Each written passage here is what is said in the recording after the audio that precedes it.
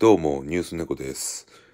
大型の台風9号ですが、猛烈な台風にとなりまして、沖縄ではすでに4人の重軽傷者が出ているそうです。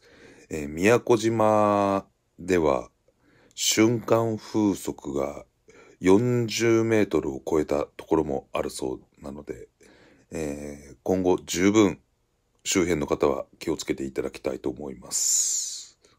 猫でした。